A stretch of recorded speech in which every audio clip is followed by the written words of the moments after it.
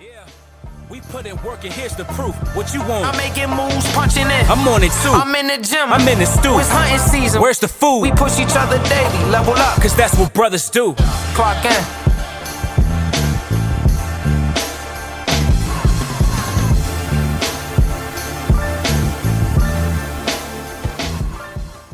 Here we go. Episode 15. Yes, thank you. Thank you, Eric. Round of applause for Eric. Shout out to you, man. Thank you. Yeah, I'm getting old, man. I don't know what. How old are you? I don't even know what day it is. How old are you? 27. How old are you? Quarter life crisis? How old are you? I'm a year younger than 30. You're 30. You're 30. 29. You're 30. 29 and fine. You hear me? Yo, get out of here, man. Hey, look, man, always a pleasure. You know what I'm saying? Start off with the handshake. Now, I need to subscribe to the YouTube, man, so y'all can see this handshake. For real. Need y'all feedback, but episode 15, every week, man, we've been doing this since June 8th or something like that. It's crazy. And it's getting better and better. Shout out to Nico, a.k.a. Mr. Fooley. Yep. Shout out Eric. We need a drop for that. So you don't have to. Russ.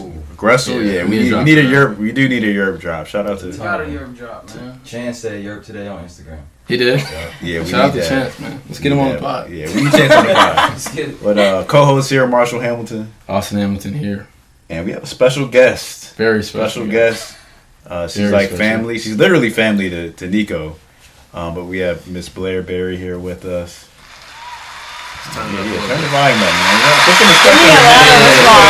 Put some respect on her name, man. Yeah. Thank you. So, real quick, just so people know, like, how we know each other. We've known their family since, like, the early 2000s. Marcus Berry, their cousin, and Austin played together. Yep. Yeah. And then we met Richie later at, like, basketball camps, and then met Nico later. Because y'all used to be deep at the games. Oh, There's like we've there's rolled like 50 deep. there's like 50 berries. Everyone thought we were siblings. Yeah. Like Yeah. I would go. Y'all my siblings. I would go to Yeah, like pretty Nico's games, and I'd see people, and they're like, "Oh, so like Nico's your brother? No, that's my cousin. Richie's your brother? Yes. Marcus is your brother, right? No. No. Like Yeah, you gotta really, Yeah. you gotta really explain. I gotta explain it. I mean, we're basically siblings, Right. We're extended siblings. Because y'all family is, like, based out here, right? Like, y'all grew up, like, y'all like the original Wakandans and Herndons. For real. Y'all been Oh, in this joint geez. for a minute. We're imports or whatever. We moved from. Where are you from? I got some Native American in me the whole time. Ancestry DNA said I got 2% Yucatan. You feel me? That's how That's Mexico. why you got the baby That's why I got hair. a baby hair right Oh. here. Let's see it. You see the shape up? The shape up's looking good today. But anyways, nah, it's great to have Blair on. I figured we could just kind of start with, like, your bio, a little bit about you. You know, obviously you're from here, but I feel like you have a cool journey. Like, you have a unique opportunity to do some cool stuff professionally. So, yeah, let's just start off just learning more about you. Definitely, yeah. So, born and raised in the Northern Virginia area. I went to East Carolina University. Majored. Go Pirates. Yes, go Pirates. I majored in communication with a concentration in journalism, and my mindset doing that was that I wanted to do sports broadcasting. And so, it's funny because I didn't really get a big break in my internships and all that until about the second semester of my junior year. Yep. And I felt super behind everyone else, like, in my major. Because the nice thing about my major, we were all of us had classes together, so we knew what everyone was doing. And I felt like everyone had all this stuff going for them, all these internships, and I'm like, I've got nothing. Like, I'm so behind. I don't know if this is going to work. And then opportunities just arose. The American conference, the conference ECU is in, their head of digital started this thing called Campus Connect, and she actually is an ECU alumni, but her mindset was like picking one journalism student from each school in the conference, and that student is in charge of putting together like feature stories on the team's like on the school's athletic department. I remember. Yeah. I remember this, Yeah. So I luckily just everything kind of lined up perfectly. I started reaching out to people in our athletic department, And they were like, oh, well, you're like asking at the right time because this thing just started and the girl who's doing it now graduates in the fall, so you could literally hit the ground running in the spring. So that was like the first time I really got some experience outside of what I was doing in the classroom. And I haven't even thought to go back and look at my stand-ups. I would probably cringe at how rough it was. But that was just an awesome experience. And that following summer, so summer before senior year, I got an internship with Fox Sports doing on-air promotions with them. And basically for that, was very bare minimum, but such an awesome experience. I was in Charlotte, North Carolina for that. And I would cut highlights for them to use in their TV promos. So, like, if you're watching Fox Sports or just Fox in general and they're advertising, like, oh, like Fox NFL Sunday, and they're showing highlights of these teams, like, I was pulling those to, like, for them to, like, put together that promo. So it was, like, really cool to see all of that come together, and that was just an awesome experience. And then, luckily, with my Campus Connect role, that just, like, rolled over into my senior year, because since I didn't get a full year of it, the girl was like, hey, if you want to like do this longer, like you're more than welcome to. So I was really eager to get back to doing that and just kind of kickstarting everything. And when I graduated, I didn't have anything lined up just yet, but I ended up interning with NBC News Channel. That was also in Charlotte, and I was in their sports department. And for that, I was screening live games, cutting highlights, and basically just cutting highlights and writing anchor reporter scripts to send to basically any NBC like local news station that would want it. Yeah, it's just like this huge like doc, and like you put it there and anyone can take it who works for NBC. And that was an adjustment just because that's the first time I really got exposure to having such crazy hours, not working sports, that regular like 9 to 5. Right. There's no in sports. There's no regular 9 to 5. And not having like what you're telling a 22-year-old she can't have Saturday and Sunday off, and like you're tough. Working a Saturday night until either 11 p.m. or 1 a.m. So that was a huge adjustment. And when I was off, like my friends were working. Right. Like I would have like Tuesday, Wednesday off or like things like that. But I did enjoy like I could go grocery shopping and do all these things and no one's out. So that's it has its pros and cons. Yeah.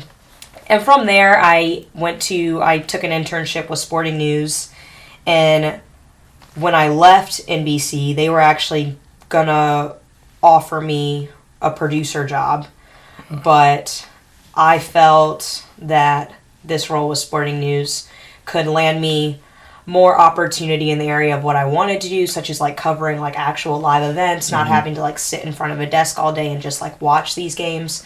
So it took me a bit to decide what I was going to do with that, because I was also taking like a pay cut. I was going to be making half as much as I was.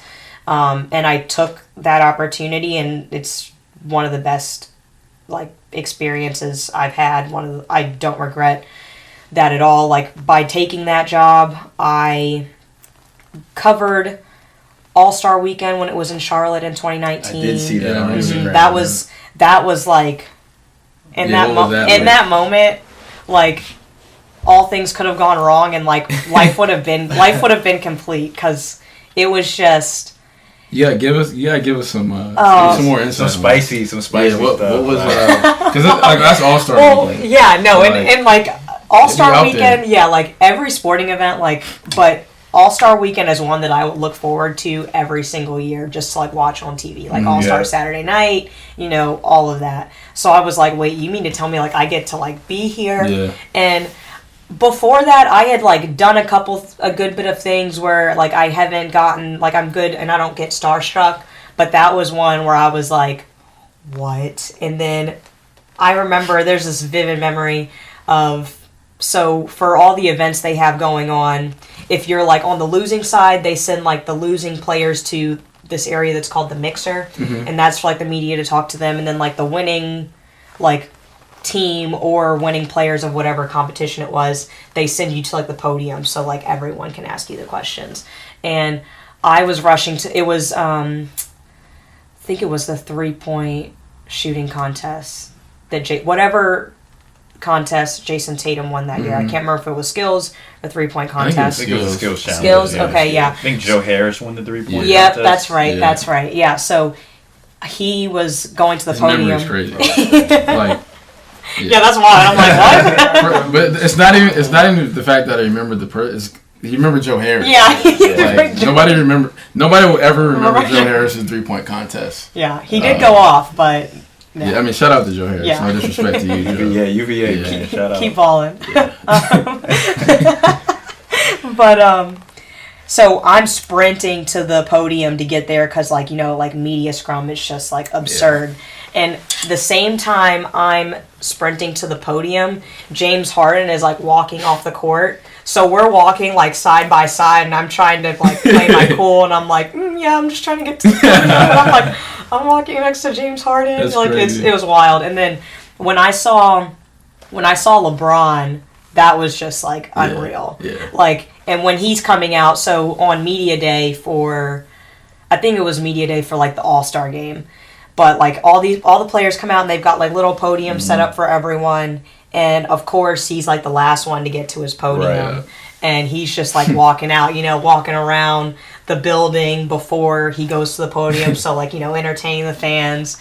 And I'm like holy, You made it. yeah, I'm like, this is like, it was just like in that moment, it's like everything that I had, like, even though I was like the title and everything was like so minimal, but like it was like everything that I'd been working for like came down to that moment. Yeah. And it was just like like the stars aligned. And it was like, and of all the sports too that it could have been, like, you guys know, like my family is like eat, sleep, basketball. Yeah. So it was just, because I actually had an opportunity. I was a production assistant for MLB All-Star Week when it was in DC in 2018. Is that when that was when Bryce Harper? Yeah, went when he won the off. home run Yeah, derby, he that went was off. nuts. And Yeah, like he went off. that was, I guess, my first like real experience of like being around so many big time athletes, but nothing like hit home like it did for NBA All Star Yeah. in 2019, and that was just it was unreal. Like That's thinking about it amazing. still, and I like look back on it. And one of my coworkers that I was working with at the time, because she was kind of the same way as me, and we'll like see like someone will go off, like Dame will go off one night, and she's like, "Hey Blair, remember when we like were interviewing him and it was just me and you sitting there talking and like no other media members were around?" Dame? Yeah, Yeah. And I was like, yeah, like no one can relate, but yeah, I know it's just funny. We'll like look back on that, but yeah, I mean, that was an awesome experience, like that internship as a whole, which landed me my role with the Washington Wizards as a social media manager, and here I am now. So. Well, Yeah. Yeah, round of applause. Long-winded answer, but that's a little bit of my bio. It's and you're what, like 25? 24. Yeah, I can't give you an extra year. It's okay. Yeah, 24. It's okay. My That's dad a- says I'm 22, so I'm like, you're a gonna little stay, off. You're gonna stay. but- You're gonna stay that way. yeah, probably. I'm going to stay that way in his Always eyes. Probably It's like fine. 19 in his yeah. Shout out to Scooter though. Yes. Yeah, Scooter, man. Shout out to Scooter, man. Hopefully he's gonna listen. We gotta to get this. Scooter on the pod. Oh, no. Scooter. That's the I've been taking notes from That's Scooter. the after dark. That's the That's after dark, yeah. Alright. I've been taking notes from Scooter for years. Clock in man. plus. I would. Yeah, we I need wouldn't. I wouldn't be the man I am if I didn't observe. And look, Scooter Observe. doesn't even say much to me. Well, So I'm just yeah, observing. exactly. It's all observation. Here's another thing though. Scooter can hoop, dog. Scooter can still. You hoop. didn't come to the church 3-on-3 tournament. I didn't. I was out of town. I think I was in Charlotte. Scooter's Yeah. a dog. Yo, Scooter's a dog. he was like the Patrick Beverly of that team. For real. For real. It was, not even. Because it not was even it was hyping. him, I think Richie and Corey. Yeah, I was gonna say- And Blake. too. And Blake. Blake played, yeah. Blake played too. But yeah, man, he's a competitor. Yeah, he competes. Where did he go to high school? Flint Hill, right? He went to Flint Hill. He went to, I think he may have went to Herndon for his freshman year. Okay. And then he went to Flint Hill after that. Yeah, Scooter, man. Round of applause. Yeah, shout out to Scooter, man. We'll show your mom love soon. We do have some things that I wanted to ask, but so the job that put you in a position to go to the All-Star game, that's the one that you took that pay cut for. Yes. See, that's a lesson. Correct. Yeah, Yeah. I was gonna say that, man. Yeah, I It's a mean, life lesson right there. don't let literally don't let the money drive you from what you really want to do. And I probably wouldn't have known the opportunities that internship brought if I wasn't able to like connect with the other interns that were previous before that. Like this program is known for like their interns and like what they do with them and like how they get them to like the next step in their career. So that was great. And like when I was interviewing for it, they actually let one of their current interns like sit in, and I kind of like got to talk to them, and like she kept it real with me, told me like what it is, and that was great to have her sit in and just like get that feedback, because like people can tell you what all the role's going to be, but when you get someone who is like actually in it and is on their way out, they keep it real. They definitely keep it real. And she was even like, if you have any questions like after the interview process, like just like let me know, like I'm open to answering any of them. So that was awesome. That's big. Yeah. Process. Don't chase the money, chase the relationships and the skill set. Yeah, exactly. That's always been something I've tried to live by, and I think when you have the right 100%. Motives and you bet on yourself. I mean, that's essentially what you did. Yeah. You bet on yourself. Yeah. You could have taken the money, and the money will come. Yeah. It'll come, man. If it's supposed to. Right. But if you stay pure and like you said, with the relationships and most importantly the craft and the work, right? Then I had to do a lot of thinking behind how I was going to pitch this to my parents. I was like, so I could be getting promoted in this one role, but instead I think I'm going to take a pay cut. But I need you guys' approval because I'm going to need some. Right, need some money. Yeah. Shout out to them for honoring. Yeah. That is big. Yeah, that was big. I'm thankful for them to be able to do that for me. So what sparked the interest to go into this career path? Because, correct me if I'm wrong, you played sports growing up. Yep.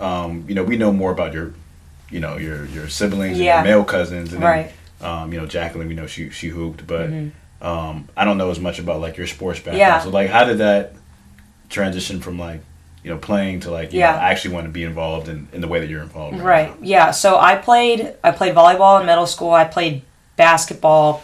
I think I started at like 7 or 8 years old and played all the way through high school. And then I played lacrosse my freshman year and then did that for 3 years. So very active, and I was just like bought up in sports, just like everything. Like as long as I can, me and my mom were talking about it the other day. Like it was yesterday. Yesterday was like perfect, like fall weather. And my mom was like, this brings me back to going to Richie's Herndon like football games, like younger game, like when he was like 10 or 11, like 75 and pounds. and you're like rolling in at like 9:30 in the morning, like me and my mom are carrying either like Burger King breakfast or McDonald's breakfast or something, and I'm just like orange strolling slices. in like Shout out the orange slices. the orange slices, and I'm waiting around. Speaking of the orange slices, I'm waiting around hoping there's some leftovers. Right, yeah, exactly. So I'm like, is there anything left? Yeah, but I just like, and I remember like there were times like I didn't want to be there. I'm like, no, like can I sleep in? Like I want to stay home. I want to watch SpongeBob. Like whatever it might be. And it was just like I was always, and not even just Richie, like my cousins, like going to Nico's games, like going to Marcus's games. Like I can remember a number of you guys' AAU games that I was going to. And so like many. and I mean at that age, I guess like it's not like I had a choice to go, but I got to the point where I enjoyed going. Like I went to Richie's AAU team went to nationals like 3 years straight. Those were the vacations. Yeah, I was like the Vipers. Yes, the Vipers. Back in the day. The Vipers. That's one of the best AAU organizations like to ever come out of Northern Virginia. Yeah, facts. 100%. Yeah, and so that team was loaded too. Yeah, 1 year we went to Disney 1 year, of course, and then Virginia Beach 1 year, Cocoa Beach another. But those are just like we talk about it all the time, just like what those experiences are like. And it was like I said, like eat, sleep, basketball, and I grew up around that. And not even just like in my household, but like extended family and everything. So I think I always knew that somehow, like in my path, it would be sports. I don't know. I didn't know what it would be, but I felt like when I thought about what makes me happy, what I enjoy doing, like sports is a part of that because it was like instilled in me in such a young age. And it's not even just because like it's enjoyable to watch, but from playing, you know, like it's such a learning experience and it teaches you so many life lessons. For sure. The friendships, the relationships. Yeah, like they're unmatched. And like there's people I still talk to when I played AAU, and there's people I still talk to that I played high school ball with. You know, it just the relationships are just unreal. So I knew that it was always going to be sports. I didn't know what exactly. I didn't know if I wanted to do like sports management or like marketing or broadcasting or like physical therapy or anything like that. Like it was just, I know that I want to do sports. And when I went into ECU, my major was originally sports studies, and I had a minor in communications, and I was like, like I'll do sports broadcasting. And then when I looked at when I got further in and I looked at all the courses that sports studies offered, it was a lot of like, there was some marketing, some management, but then also a lot of like kinesiology type courses and stuff. And I was a pretty good student. I took structural kinesiology, and it was like, that was the first time I sat in a classroom and I was like, my brain hurts just thinking about that. What are you saying? Yeah. Like, I'm like, speaking Spanish too. And you know, like all the muscles, like we know them as basic things like elbow, shoulder, whatever. And I'm like, they're like, okay, this is the clavicle, and this is like X, Y, and Z. And I'm like, I took the first test, and ECU offers, I think you can get up to like 5 or 6 drops, or you can just like drop the course. And it was my sophomore year, and I was like, I think I'm going to use a drop. My mom was like, are you sure, like, this early on? I'm like, look, this if I stay in it, it's not going to end well for me, so, like, let me just drop it now while I can. And that's when I was like, all right, maybe I need to take a step back and think about, is this, like, what I want to, like, major in? So then, and I looked at, like, what courses the minor offers, and the minor doesn't even, like, the communications minor doesn't even, like, scratch the surface of all things in, like, sports and, like, media and, like, broadcasting and all that. And that's something that I enjoyed more and, like, wanting to do, like, on-camera stuff. Yeah. So I actually decided to flip it. And another reason I was like, I'm going to do sports studies as my major and communications as my minor is because communications as a minor, you're only required to take 2 levels of a foreign language. Whereas as with a major, you have to take 4 levels. I didn't even know foreign language was a part of communication. Yeah. And so I was like, I was like, I really don't want to. And with journalism, making that your concentration, you definitely have to do 4 levels. But if I were to do like PR, like any other concentration, it would be 2 levels. And I was like, of course, I want to do like the one that requires the most. But I was like, you know what, I'm just gonna do it, like whatever. Even though I hadn't taken Spanish since like sophomore year of high school, and I made it out, so everything worked out. But yeah, I just knew that I always wanted to be in sports, and I enjoy talking about it. Yeah. Like it's not a hard conversation for me to have, and I enjoy, like, as far as like interviewing athletes and stuff, like I enjoy acknowledging the fact that these guys, even though they're like the highest level at their craft, they're so talented. Not even guys, just like athletes in general, like women too. But these people are the highest level of their craft, like best in the world, but like they're so much more than that. Yeah. Like these are people, they have hobbies, like they like to sing, they like to play instruments, like just talking about what these athletes can do outside the field, like outside the court, because there's so much more to them, and I think that people forget that sometimes. We talked about that last week, like with the whole Skip Bayless thing, what he was saying about Dak, like it's just so messed up. You know, he's a human first. And the media sometimes, and just people in general, they look at these athletes as just athletes, right? And shut up and dribble. They're just there for entertainment, right? Like, whoa, like the guy ties his shoes the same way you tie your shoes. Right. And like a common interview question that I'll get when like applying for jobs and interviews is like, well, how do you act around famous people? And I'm like, I mean, like, especially with athletes, like to me, like they're literally just like people. Don't get me wrong. Like I respect so much what they do, and I'm such a fan of what they do. But like, I can keep my cool to like interview you for 5 minutes, you know, like, and it's like if I couldn't, I probably shouldn't be there. Yeah, exactly. Like, I mean, don't get me wrong. Like, I have like the people that I get starstruck over or whatever, but like bigger picture, like yeah, like if you can't do it, then you probably shouldn't be there. You shouldn't be in the industry. Right. And you grew up in Ashburn, right? Mm-hmm. Yep. Yeah. So for those who don't know, the Redskins practice in Ashburn. The Washington football team. The Washington football team. Yeah. organization. Formerly known as the Redskins. We retired that name, but yeah, it's tough, man. I still say it. I'm just playing. Yeah, I know. It's tough. It's a mouthful, but I really do think about it whenever I say the name. The Washington football team. Yeah, let's go with that. Actually, I have WFT. How about that? WFT, we can abbreviate it. Yeah, WFT. I'm not trying to get sued by anybody. I might sue you. You might sue me? Yeah. You know we're moving in together in 2 days, so if I can't make rent, that's true. What are you gonna do? What am I gonna do? Yeah. We're about to get your own place. Have to fight.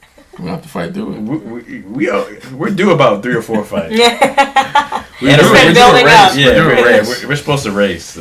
I need to. You can race right now. After this. Yeah, after this. Yeah. Well, Blair, you can. I'll get it on video. Yeah, you can use your social media skills. But now, what I was gonna say is, the Washington football team practices in Ashburn. Yeah. So you go to the grocery store and you like see Redskins players all the time. Yeah. So it's this kind of like, I feel like growing up in Ashburn. I mean, correct me if I'm wrong. Like that probably helped a little bit because you see people that play professional sports like doing regular stuff. Yeah, definitely. Yeah. I also feel like the person too, though. Like it does depend on the person. Mm-hmm. Yeah, I mean, you're a humble person, and like I appreciate that. You were, you were raised the right way, so. Yeah, I mean, their Washington football team's park. I was going to say Redskins Park. It's called the like technical name is the Inova Sports Performance Center. Okay, Inova Sports Performance Center. Which is crazy long. So we just call it the park. Okay, so I call it the park. I literally grew up like 5 minutes from there, and when training camp was, when they did hold training camp in Ashburn before they moved it to Richmond, we would go a lot, and also, just like running into these guys doing everyday life things. Richie ran into D'Angelo Hall in Best Buy one time, and he was like deer in headlights. Like he was like trying to have a conversation with him, but his first question was, "Why'd you leave Atlanta?" So it's just funny. Like you see these guys doing everyday things. I met Sean Taylor at Chick-fil-A in Sterling. Wow. Like the one where the Shoppers used to be. Yeah. And my dad was like, "That's Sean Taylor," and he's like, "That's Sean Taylor there." I was like, "How do you know?" He's like, "Oh, he's at Gold's in Ashburn all the time." That's another thing. Yeah, like, a lot of them are. A lot of them. Rest in peace, Sean. Yeah, he was one of my favorite players. But, like a lot of them, if they don't have gyms in their house, like they're going to Gold's to work out. So like, you'd see them there. I saw Brian Arakpo there one time, and because these guys are just significantly bigger than everyone else in the gym. Yeah. Like they're not like there's like the athletes that are coming, and there's like the people, like the guys who just like work out, and they're just like built for reason. So these guys are built and athletic. Yeah. The other guys are just meatheads. Yeah, exactly. And they just walk around. You can tell like the this. difference. Yeah. You can tell it's the like difference. that guy. You just tell by the walk, honestly. Yeah. Facts. Yeah. Like, do you have the walk? No comment. Come on. I've entitled this message, Clock In. This is the last. Clock In. There we go. I got the walk, man. I've been had the walk. Oh, okay. All right. You got the walk? Absolutely. It took me some time to get the walk, though. I didn't always have it. True. We're full. Sorry, but we're full. No, you guys are good. You guys are good. But yeah. So, you have a podcast. Yes. Which is what we want to get into as well.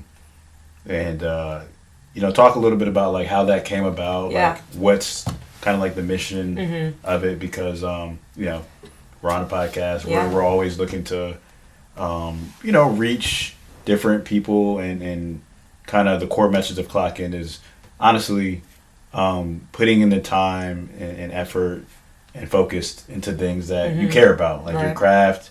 It could be family, it could be fitness or whatever. So, I've been following your podcast since I think the Instagram page got started. But, a lot of our listeners, this is their first time hearing about it. So wanted to give you the chance to kind of talk about what's going on, how it got started, and kind of, what the mindset is behind it. Yeah, so it's called Live on Blair. It is very, very new, I will say, and like, I guess, up and coming. I took a little bit of a break with the, when the NBA hiatus when NBA came back to play, because that took up a lot of my time. So for about 2 months, I went quiet. I just released a new episode last week, but the whole mindset behind it was, I guess I had a lot more time on my hands once the NBA went into their hiatus, and that was something that was new to me, because the NBA schedule was so crazy, and I would be working like 6 days a week, and I'd have like 14-hour days, because what people don't understand with, especially with a game day, like people think like, oh,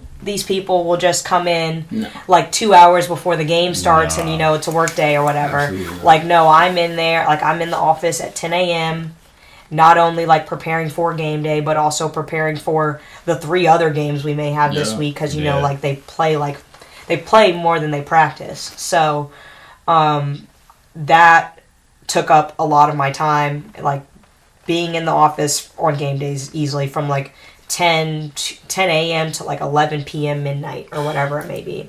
And so it was weird when everything with the pandemic happened and everything shut down, like what am I doing with all this time? Because my work days also got shorter, and it wasn't because like they were like, hey, like you guys only have to work from this amount of time. It was just like there was only so much we could do. So I wanted to find a way to like still like do what I enjoy, but like do it, I guess, more from like a fun, leisurely perspective. It's not as much pressure. And I had people tell me like, hey, you should think about like starting a podcast or whatever. And it wasn't until I watched an episode of All the Smoke and Carrie Champion was on it. Richie actually, because Richie watches and listens to that podcast religiously, and he was like, you need to like watch this one with Carrie Champion. It's really good. And that one, it wasn't anything that like stuck out that was like, do a podcast, but it was just like really inspiring. And I was like, you know what, like I want to do this. I enjoy hearing her story, and my goal of mine is to like interview people who are more like on the younger side, like in their 20s, like early 30s, and talking about how they got to where they are now and where they want to go. Because I feel like oftentimes when you hear about like people, especially women who are successful in like sports media, they're like older, they're in their 40s or 50s, and like how they started out, times are so much different. So when so like when you're looking, like when you're like a younger, like you're a college student, high school student, looking at like how you can take the steps to get to where they are, it's different. And I wanted to like touch on that, like with the older generation, a lot of the like go-to things that they say you need to do is like go to a local news market and like work there, and like hopefully you can get in the sports department, but like if you can't, still do news, and then maybe you can transition over. And some even started out like writing for newspapers or like writing for magazines and all that, and things are just, everything has shifted and everything's digital now, obviously. So, and I have a number of friends that they have all started out doing different things, but like their end goal is the same.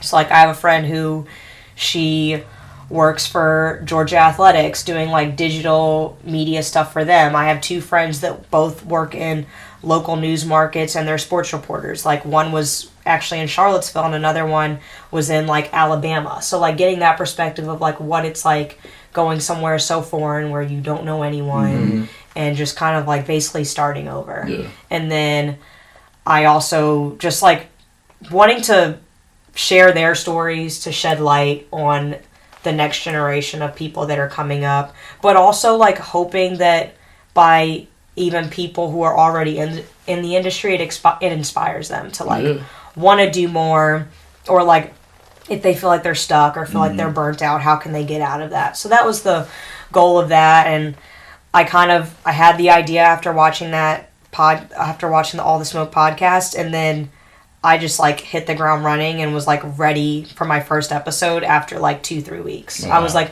looked up what all do I need to do before I can like start doing the interviews, because I wanted to have all that done. That way, once I did my first interview, I can just edit it and put it out and be done. Yep. And I did all of that. I did the artwork for it. All by yourself. I mean, I did the artwork for it. I ordered my own mic. I reached out to she was a guest on one of my episodes, Carly Smith, but she had her own podcast. So I was like, what do I need to know? Like, what software should I use? Like, all that. And I did that. I edited the podcast myself and set up the interview. So everything was done from, like, I did on my own. I just got advice from, like, resources that I had. But, yeah, I mean, it's been great, like, hearing people's stories, even, like, people that I only know through, like, social media, but are kind of, like, fans from afar. Like, being able to tell stories on them is super awesome, and I'm excited to get my next round of interviews going. I've got some people lined up that have said that they're interested after I reached out to them, so I'm really excited for, like, this next chapter. You know, I got it started in, like, the mindset of what I want to do, so now I can get deeper and like more creative with what I want to do with it. So it takes awesome, man. It does. There's 3 things I got from that. Number one, if people are telling you that you have the talent to do something, they're probably right. Yeah. You know what I mean? And that's just a life thing. And you know, it's happened to me. I know it's happened to you. All of us. Like, there's probably been someone or multiple people who have said, you should do this, you should do this. So so you got that confirmation when you saw that interview with Taylor Champion. So it wasn't like, you know, like you said, it wasn't some, like, God came down and, like, shined the light and gave you, you know, like, the 10 commandments of the podcast. It's like, this is what you need to do. It was this confirmation, like, I could do that. You know what I mean? The other thing that I got out of that, or the second thing I should say, is, like, you can't let outdated information guide you. Right. Like, our generation in particular. Yeah. It's not just with, like, your situation. This is just a life thing. Yeah. Like, and these people mean well. They mean well. They're trying to help you. Yeah. But they only know how to get to where they got based on what they did. Right. And a lot of them, because they're, you know, at a certain level at their position or career or whatever, they don't need to go learn the new digital stuff. Right. It's kind of like, why do I need to go back? No. You know, some jobs you have to, or you'll get replaced. But, like, I'm assuming in media, sports media especially, once you're at that level, it's like, you know, you're there. Yeah. You know, you don't need to innovate, right? Yeah. So, you know, for a lot of the people listening, like, get information from people that are credible, that are in the same 100%. Arena as you. Same. Well, preferably they're a little bit further along, but they've done what you're trying to do, right?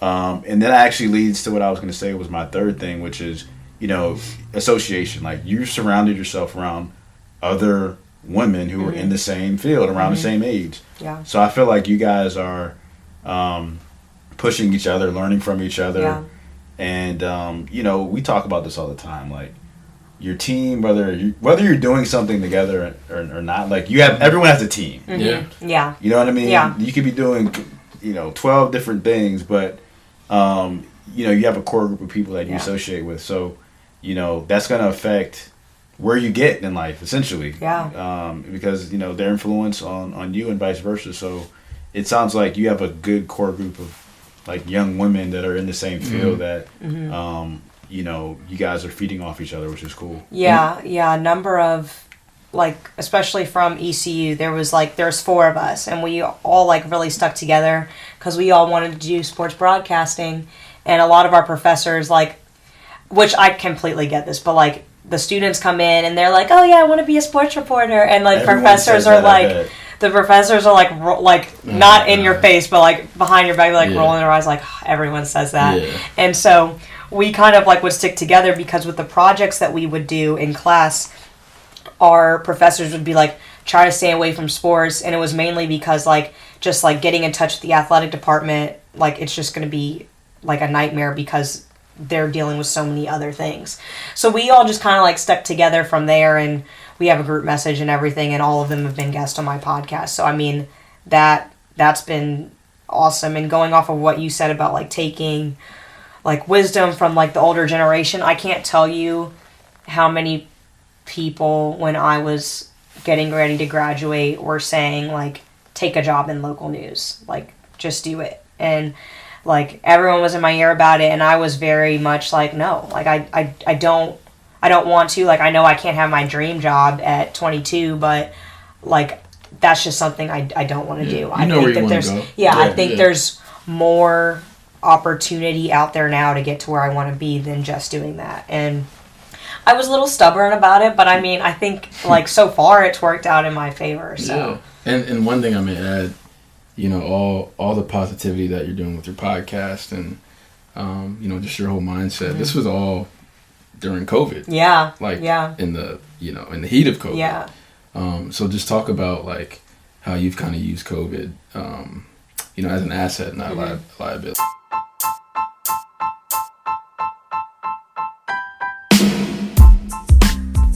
Hey guys, thanks for clocking in with us and making it this far into the episode.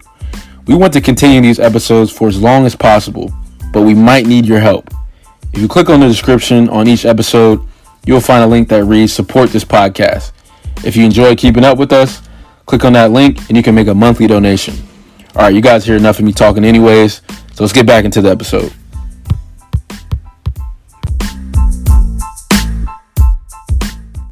Yeah, it was tough, like, in the beginning. Like I said, I'm so used to being busy, like, that's just for everyone. But I was very much used to, like, the hustle and bustle, you know, getting up at, like, 6:30 in the morning to make it to the, like, make it to Reston, to get on the metro, to get to Capital One Arena. I was just used to that. So it was a huge adjustment. Like, at first it was like, oh sweet, I get to just work from home. Like, I don't have to commute. Like, that's like half the battle. Right. Especially in the DC area. Yeah. So I was like, so that was like an adjustment in the beginning. But I guess the way that I wanted to use COVID more as an asset was just like, one, like, obviously I have never had this free time before. So, like, accepting that free time and, like, giving myself some me time and realizing, like, you have a life outside of work. Like, it's not all, like, eat, sleep, work. Like, work will be there. Yeah. You know, it's not going anywhere necessarily. And, like, how can I find a way to, like, perfect my craft? Because part of what my job description was like, taken away. Like, we don't have live events, and, like, I can't attend live events. So, like, what can I do to kind of, like, I obviously can't connect with, like, the product, the athletes itself, to, like, tell stories. So, like, what else can I do? And I was like, you know what? Everyone else is going through, like, everyone else who works in this industry is going through the same thing I'm going through. And they're all wondering, how are we going to cope with this? How are we going to deal with this? And I'm like, you know what? Like, me being nosy, I'm like, I want to know, because, like, I like storytelling. So I use that as a way to, like, perfect my craft, but also just, like, connect with people in the industry, build connections, but also, like, reconnect with people that I'm close with, but I don't get to talk to as often because we're all so busy. Yeah, that was big. Yeah, so that was, like, a really cool thing for me, because, like I said, like, my 3 friends that we all, like, majored in the same thing and we're, like, close-knit group, we all have, like, gone our separate ways. Like, someone's in Georgia, someone's in Alabama, and, like, someone's in Florida. It's just, like, we're all in these separate places, and we're all so busy we haven't been able to, like, take the time to connect.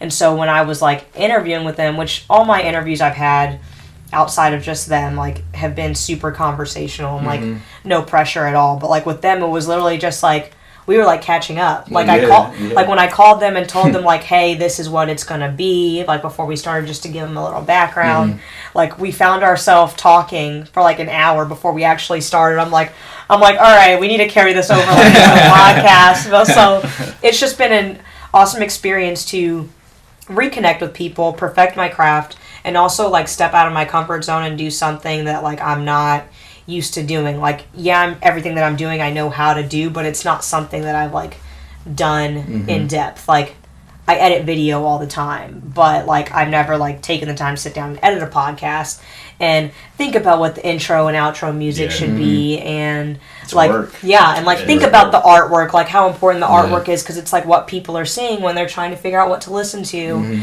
And that was another thing with the artwork.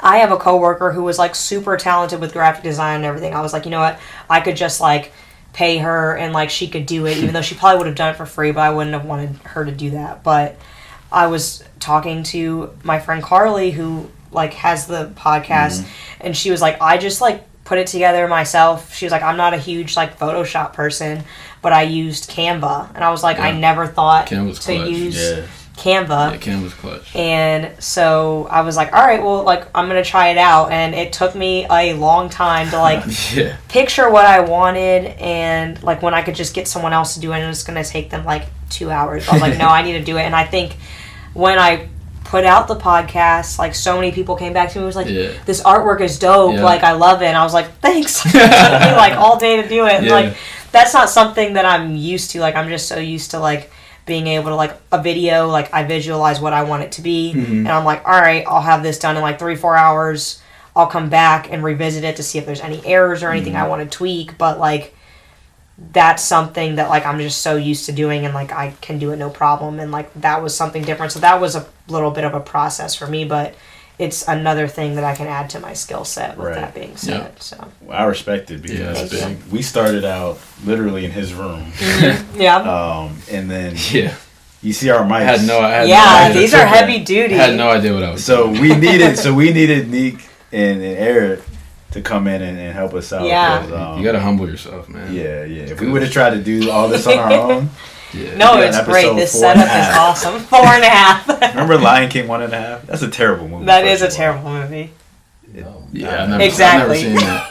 I've never seen that. Did you see the new Lion King? It went straight to VHS. Did you see the one with Beyonce? Y'all seen that one? Yeah, it was alright. Yeah. I'm not really for that, man. I'm not trying to see. Rafiki looked... Like he went from like cute to scary. Like Pumbaa and Timon. I'm like... Yeah, I didn't know y'all doing too much. And these little kids, like this is like the first Lion King they see. It was that was Gambino too, Childish Gambino. Oh yeah. He was Simba. Yeah, that was weird. Yeah, it was weird, but anyways, we get off topic. It's okay. This is what we do. This is our life. This is honestly why we started a podcast. Yeah. Exactly. We have these conversations all the time. Right. People need to hear this stuff. This is important information. Yeah, we be fooling, man. The people need to understand why mac and cheese has to be in a square pan, and if I see the noodles, it's not going to be good. It has to be covered with cheese. All right? It has to be they need to understand, like, this is how you test it. You scoop it up. If cheese isn't... If you don't gotta wrap it around, if you're not fighting the cheese, it's not good. What's your mom say? She agreed with it, man. What she say? She got help. Oh yeah, she got help. Let me help you, all right, you know. Let me help you, man. Because y'all know y'all have real mac and cheese. Oh yeah. You know when you scoop it up, if it's a clean scoop, that's not. There's no cheese. Like golf, you got some divots. Man. You got some divots. Like if you're not going like all the way up like this, waiting for the cheese. Your grandma has to cut it. She has to cut the cheese. Thanksgiving's coming up, Nick. I'm just Thanksgiving's coming up, man. No, we got a full house. He's waiting for the invite button. Yeah. I was saying that's why I needed to get that information out. All the men are over 6 feet now. It just fills up the house. Yeah. We can't come through COVID. I'm gonna have to make a couple stops. We do. I need some dark skinned presents there. Y'all all light skinned in the Berry family. we got. Yeah, y'all have some colorism, man. You know what I'm saying? We have some diversity. You seen what's that joint called? School Days. But let's get serious real quick. I did want to talk about your mom. We shouted out your dad, Scooter. So shout out to your mom, Miss Debbie.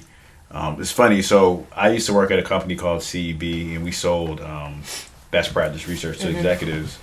And your mom was one of the clients.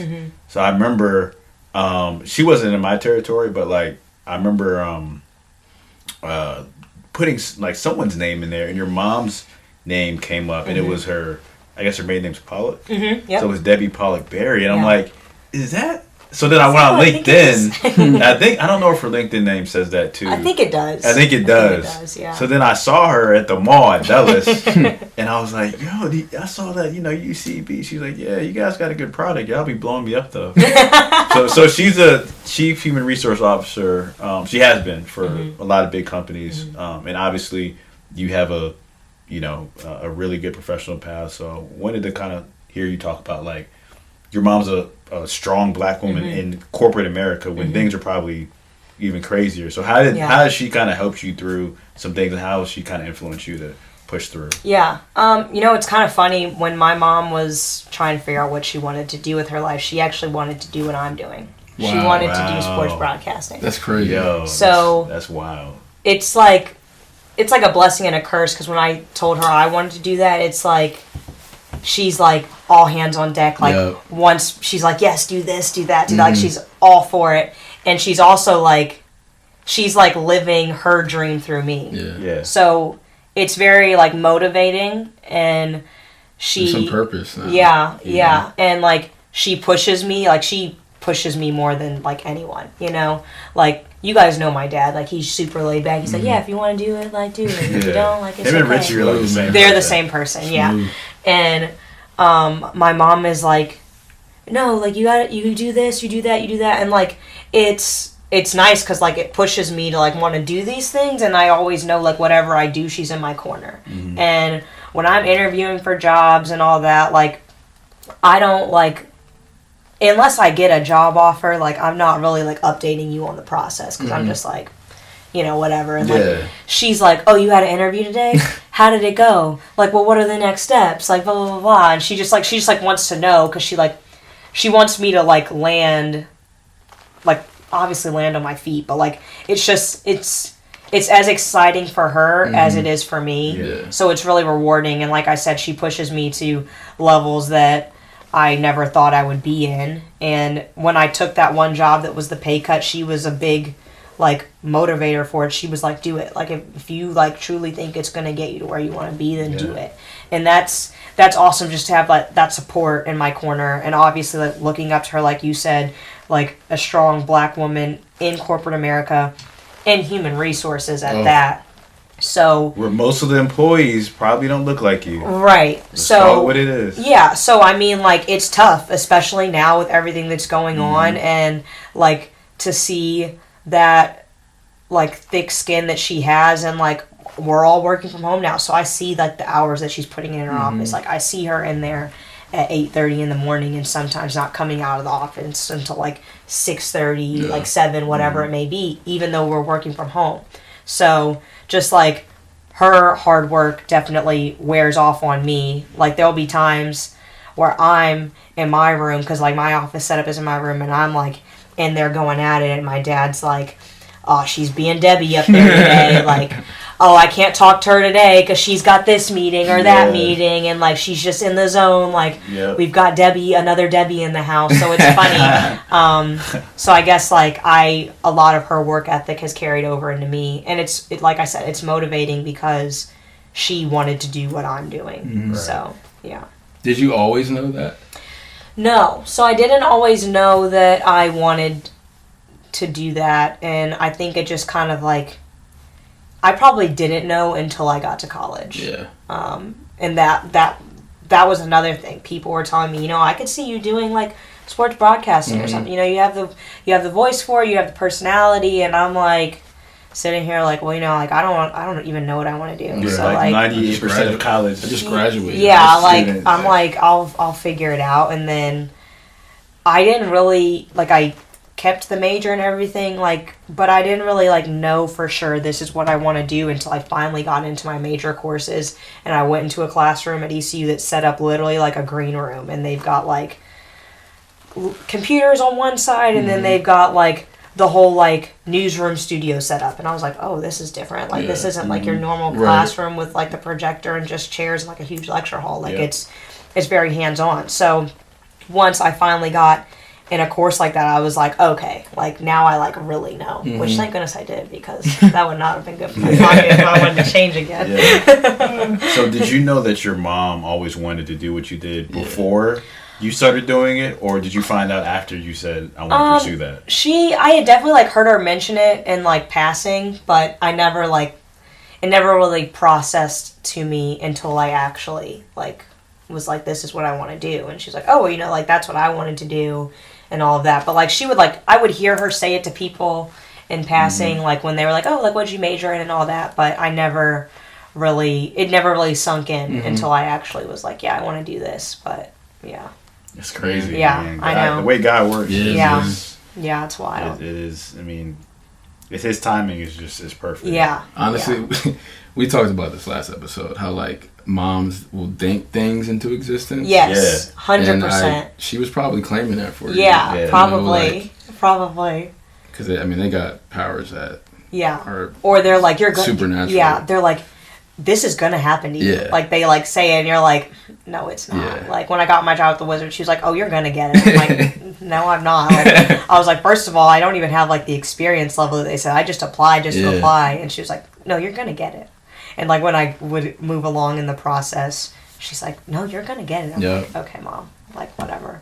And then when I get it, she's like, what did I tell you? I'm like, yeah, I know. Right. You don't want to admit that they're right. Yeah. But it works out in your favor. It's like, thank you. I'm glad that you like had that positivity. Yeah. Like someone needed to have it, but yeah. That's awesome, man. Shout out to Mom. So we talked, I want to say like episode like 5 or 6 about how men should act in corporate America because, you know, men have been wilding for a long time. Yep. So you know, I'm just curious, like as a woman in you know a corporate environment, but especially in sports, like what is that like? Like the pros and cons of it. Like what are some things that did your mom kind of try to prepare you for some things with given her experience? And let's call it how it is. Like Blair's attractive. Like she's very personable, and she's around athletes and stuff. Yeah. So like. It's a little different. Yeah, no, it's interesting because like when you say corporate and then also just like from the sports side, it's just like completely different. Like when it's a different beast, right? And you're treated differently by not even the athletes, but like the men who work in the industry, and it can be because they either like see you as a threat. Of like, oh, she's coming for my job or whatever it may be, and like they kind of like get possessive over like their job. And this isn't all of them, because like there are some great like men in the industry who like literally just want to see you do well. Like they're like cheering for you from the corner. But like there are times where like you'll speak up, and it's kind of like, yeah, okay, like what is she doing? Or like you'll be in a meeting and you're like it'll be like 20 people and only like 4 of them are women. And it's like some of them when you walk in like don't even acknowledge your existence that you're sitting there. Yeah. So it takes like building that thick skin and like telling yourself internally like I belong here. I'm not here just because like they just need to like diversify the staff. Yeah, like you're not an affirmative action. Right. Yeah. Like I'm here because like I belong here and I can get things done and I can do it better than some of you in this room. Yep. And you can call that like arrogant I like that energy. Or whatever. Hold up. No, you gotta get the volume right on these drops, man. Yeah, get the she's been real reserved, you know what I'm saying? She's we need to hear some spiciness from Blair. It's not cocky. It's the truth. Yeah, you have to have that mindset. You really do, because like if you go in, especially as a woman, and me myself being a black woman, if I go in and I'm reserved and I don't speak up and I just sit back, then it's kind of like people don't take you seriously. No. And like you have to speak up. You have to be heard. You have to make noise to like make yourself known and be like, hey, I should be here. Like I should be covering this. I should be doing this. This is what we need to be doing to be better. And it's challenging because like you're walking on a thin line between being like too much and like so like that's one thing you have to pick and choose your battles. Like, and it's hard because like you see this like middle-aged white man, or even like a white man who is my age, and he's saying whatever he wants, and it's like being heard. But like if I do that, like God forbid I do that, then like I'm just angry, I'm aggressive, or whatever it may be. So you have to like pick and like right now I'm picking and choosing my battles because like I'm younger and I'm in the industry. That's not to say that that's gonna be my same mindset 10, 15 years from now when I'm more established and like I've been there, done that. But like if something is like really bothering me, and if something is like very important, like I'm speaking up about it. Like I'm not gonna have to sit back and let that like not be heard, you know? And I feel like like being in sports media, but one of the really nice things about the NBA is that they let their players speak up and be heard, and they're not bashed for it. They can truly speak their mind and like be themselves and say whatever, and regardless of what it is, like as long as it's not like borderline like crossing morals, like Adam Silver supports it. And that's like what I really like about the NBA, and being able to like, so working in social, our job is to like express and heighten the players' voices. So it's just like nice to kind of, I guess, like some things that I may feel just like in general, like in the workplace, like these players are speaking up on it. And like it's like, okay, like this is nice to have like this support, even though like they probably have no idea, you know, but it's like these players feel how a lot of people feel in, not even in sports, but just like in the world, in life, and they're speaking up on it. And that's just, it's really nice to have. But also like the pros of it, it's nice being a part of like, now you may not always be heard, but when you are, like, you know, your opinion matters because like I'm black and I'm a woman and I'm giving you my opinion, and that matters because majority of like the league that we are like selling this product for are black men. So like I'm not a man obviously, but like I'm black. I have, and you grew up around black your whole life. My whole life, and like around basketball. My siblings, my cousins, like majority of my cousins are black men. So I've been around that environment and what it's like. So that's definitely a pro. Like my voice is heard. And another pro is just like being able to work in sports. Like, you know, it's just like being around that environment and that adrenaline and like the rush. Like there's nothing like it. Nothing like it. You like being working in sports now. Like I remember first game I worked, it was against the Cowboys, and that's like the most historic rivalry probably in sports. Arguably. And I just remember like, yo, like this is crazy. And then seeing like Tom Brady on the field. I can only imagine. That's the freaking GOAT right there. So like it's work. Obviously, you put in a lot of hours and you go through a lot of ups and downs, but it's rewarding. It is. It's rewarding. The pros definitely outweigh the cons. So. But. There was one thing you mentioned. It was about the your voice being heard. You know, and this isn't, you know, for those who are listening, this isn't like about just her being black and her being a woman. Like, in everywhere you're at, you need different perspectives. And if all you have 100%. Is one or two perspectives, you're never gonna get like our country's better because we have people from all over. Right. Companies are better because we have people from all over. This is what I was gonna say. In the NBA, I feel like because it's a global sport now, soccer is a global sport. They have more power to say what they want. Versus in the NFL, it's not a global sport. So when Americans are, you know, up in arms, or there's money that's being affected, you know, they don't have like China or Europe. So that's one thing I do love about the NBA is it's inclusive. It's inclusive. All people. It's inclusive because some people could say, well, it's because the league is majority black. So is the NFL.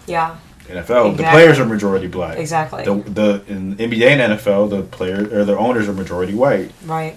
It's just, I think, the global impact that like soccer, basketball has. Like baseball would probably be the same reaction as NFL because it's not, baseball's quote unquote a global sport in some ways. You have the Little League World Series, but it's not like the NBA or soccer. Right. Right. I did want to wrap up with a few things. So, you're in your career now. You kind of have a good place, and you kind of have an idea of like where you want to be. But like ultimately, like what's the end goal? Have you figured that out yet? And if so, like what would be like your dream like thing to accomplish in your career? And if you haven't, that's fine. That's fine. Yeah. I haven't figured it out yet, and it's funny because that's just a question I get often, and you would think I'd have an answer for it by now. But one thing with this industry, and I mean this could go for any industry, but like with this industry, it's ever changing, it's ever evolving, and me wanting to do sports broadcasting when I came out of school, and then getting exposure in so many different areas like productions and graphics and social media and just like all the things that just the sports industry as a whole has to offer. It's like, wow, there's so much more that I can do other than what I'm just seeing on TV. Yeah. Like, how is this like game up and running, Like, how are they making these graphics come across the screen? Like, what's the cameraman saying to the person in front of the camera? It's so just many moving parts. So many moving parts. And I'm thankful that I've had the opportunity to see how a lot of those things work. But it's also just like grown my mindset on what all I could do and what more I could do other than just that. I love working in... I feel like I'm like starting to get old for it now, which is weird, but I'm seeing as I'm on social media now some trends, and I'm like, why don't I find this funny? And I'm like, it's just it's just like not. Some of this TikTok stuff. TikTok, don't get me started on TikTok. You're not in the TikTok generation. I'm not in the TikTok generation. Are the Wizards on TikTok? She graduated. They are. TikTok. They are on TikTok, and I was actually tasked with that for a little bit of like putting me and another one of my coworkers who's a year younger than me were tasked with TikTok, and we were like, we just like don't get it. And I went to Blake. It's confusing. Right, and it was funny because I went to Blake. I was like, how does like explain TikTok to me? And he just laughed at me. And Blake's little brother is like 16. Right, and it brought me back to like when like Twitter and Instagram were coming out. Vine. My parents were like, and Vine. Yeah. And my parents Vine was lit. Vine was dope, dog. Yeah. Vine was ratchet. Bring back Vine. Yeah, we need to... Whoever puts that on the presidential ballot, man, you may have my... No. Well, that's one thing. People say, like, TikTok, it's like Vine. I'm like, no. Like, nah, it's not. No, Constraints create creativity. Yeah.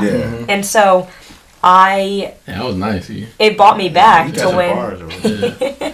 It brought me back to when write that down. Twitter and Instagram were like coming out. My parents are like, "What is this?" I'm like laughing at them, like, "What do you mean?" Like, like I'm trying to explain it to them, like it's pretty obvious. And so when I asked Blake, he looked at me like that. And I'm like, "Well, like, what is it?" And he was like, "I mean, like it's just like videos." Like, I'm like, "All right." That sounds like I mean. And then so like I would like put together content for it, and I'm like, is this funny? And he's like, yeah, I guess. I'm like, so I got to the consensus like when I would put together content for TikTok, if I don't think it's funny, it would usually do well. Yeah. So but like I love with social media, I love what like it has its pros and cons, of course, and too much of it can be an overload, but I love being the liaison between the fans to the athlete, like especially the younger fans. Like the younger fans are getting all these stories and stuff from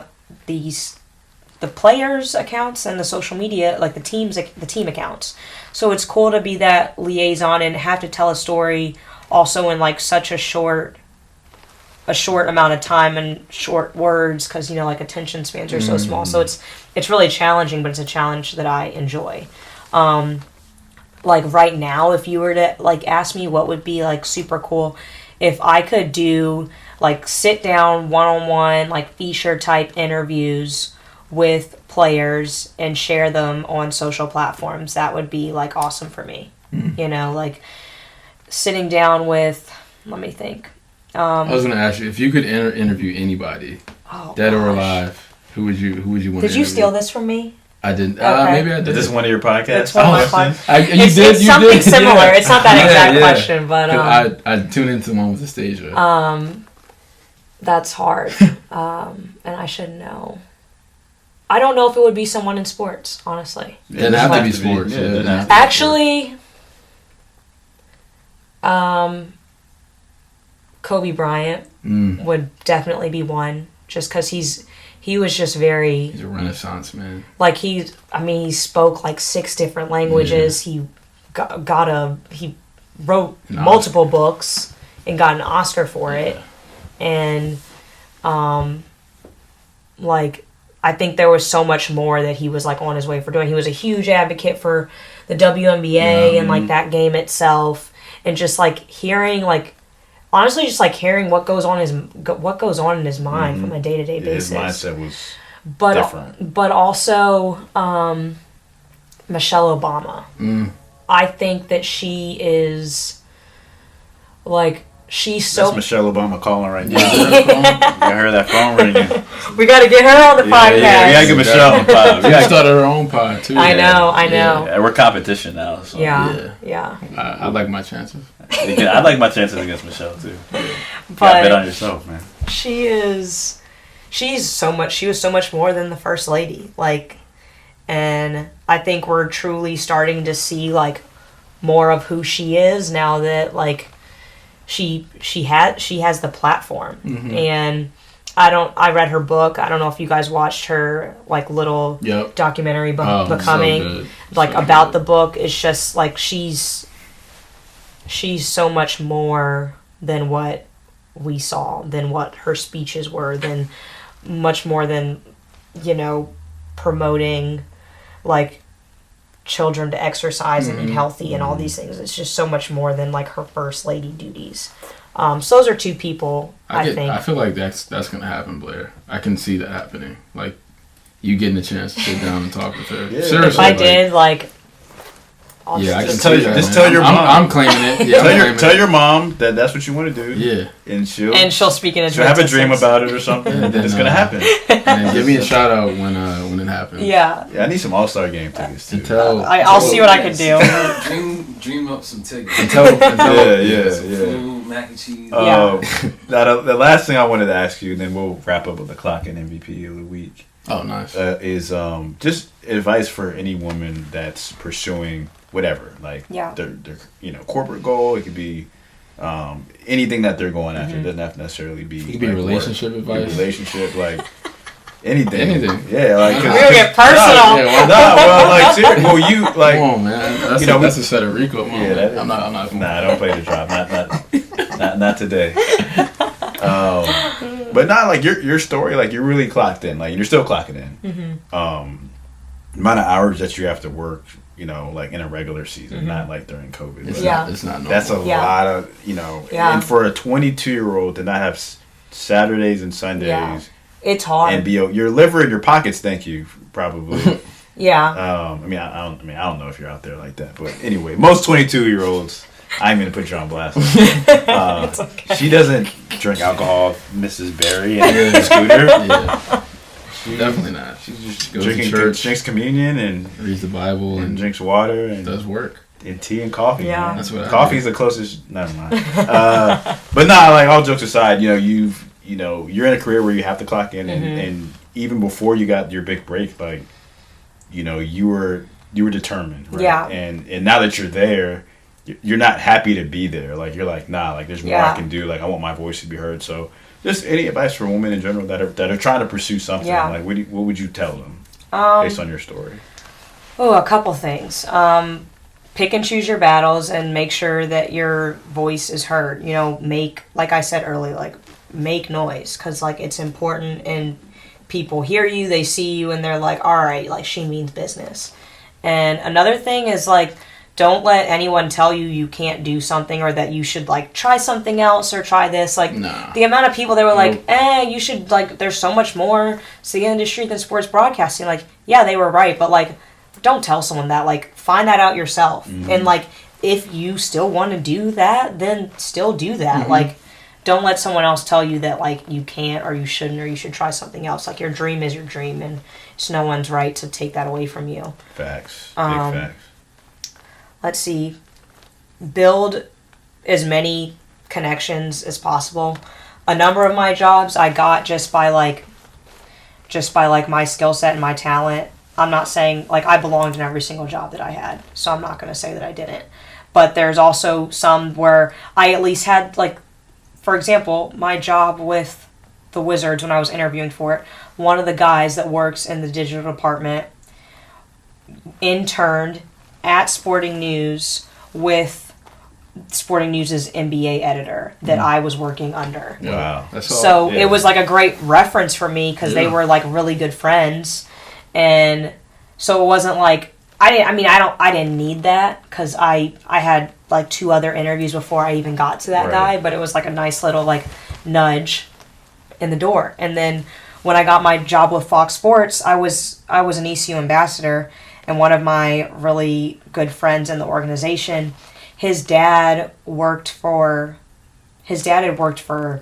USA Today up here, actually, but they lived in North Carolina, and his sister wanted to do like sports broadcasting, but she was working at Fox Sports, and I would always talk to him about, I'm like, and I didn't even know that she was working at Fox Sports, but I was like, he knew what I wanted to do, and I always talk to him and be like, yeah, like, it's just so hard, you know, to like get in the industry and like just getting a break. And then when I interviewed for that job, I went through like 2 rounds of interviews, and then his sister actually like was one of the people that looked at my resume. Wow. And she was like, oh, she's an ECU ambassador. Like, let me call up my brother and see like if they like know each other, which they probably do. And he did. And so when I told him I got that internship, he was like, I've known for like 2 weeks. I was just waiting for you to tell me. So like, it's like not even just like connections to like get your foot in the door, but just like it's important to have those connections so you have those people to fall back on in the industry when you're having a bad day. Like they understand. It's like I could tell you guys like, oh, I'm annoyed this graphic didn't get approved, but like to like the average person, it's like, okay, like and it's like but then like my coworker would be like, oh my gosh, that sucks, like you spent all this time on it, or like we put all this like ideation behind it and it just fell through. Like it's just things that they understand more by being in the industry, by building those connections. So I think we've talked about this a ton. When you're a good person and you do things the right way and you treat people the right way, like that stuff is going to catch up to you in a good way. So how you treat people, the type of person you are, it's going to come back to you. Just make sure it's in a positive way. And if like you had obviously connections, but if you were slacking or if you like didn't have a good attitude, it wouldn't have mattered. And then you had the skill set, so it's just the combination of the two, opportunity and preparation meet. That's how you succeed. So and a number of jobs that I've had, they've asked for references. So that's another reason why it's important. And like when I reach out to certain people and I'm like, hey, can I use you as a reference for this? They're like, obviously. Like some of them are like, I'd be insulted if you didn't. So like that's nice. That makes me feel good that like I've done enough for people where they feel like there's a lot they can say about me to like vouch for me to get certain roles. It's big. It's big. Well, Blair, thanks again for coming. Thank you for having me. Get that round of applause. This is a great episode. We want to end the episode with the Clock In MVP of the week. So Austin and I have known this person over a decade. You've known this person probably longer than me. Yeah, we went to elementary school together. I didn't even know that. I thought it was high school or middle school. We went to elementary school. Wow. So the Clock In MVP of the week is no other than Amira Juma. She's a powerful story. We have to. I already told her we have to have you on the podcast. Yeah. Eventually. She's she's battled cancer. I think she has 2 children. 2 kids, I think. 2 children. Well, 1 and she's pregnant. Okay, so 1 on the way. But just a great person. She works her butt off. She clocks in daily. She's pregnant. This is one of the reasons why I wanted to get into her. Yeah. Like, she's pregnant, like powerlifting. So her and her husband own, I think, one or two powerlifting gyms in the Virginia Beach area. Yeah. And she's still like getting it in. So for those of y'all who are like at home doing nothing, just follow her. Yeah, go to Amira's page. Just go to, I gotta find her. I don't remember what her Instagram name is, but if you type in Amira, AMIRA space JUMA, it'll probably come up. You'll be motivated to clock in. Yep. She's pretty far into the pregnancy. You know what I'm saying? It's not like she just became she's still getting it in. The clock don't stop, man. But she's like you said, cancer survivor. Yep. She fought through that. Started her own business. She's clocking in with that. She has a son. You know, she embodies, you know, what we talk about, man. Yeah. So it's an honor for us to honor her as clocking MVP of the week. So one more time for Amira Juma. You deserve it. And hey, you may need to be out. Yeah, you may have to. Eric Jackson subs in for Austin Hamilton. It'll be like that sometimes. I'll be back. You'll be back next week? I'll be back. All right, they won't talk about me, but I'll be back. All right, man. Episode 15. Y'all have a blessed week, man. Love y'all. And y'all clock in this week. Yes, sir. Peace. Yeah. We put in work and here's the proof. What you want? I'm making moves, punching in. I'm on it too. I'm in the gym. I'm in the stew. It's hunting season. Where's the food? We push each other daily. Level up. Cause that's what brothers do. Clock in.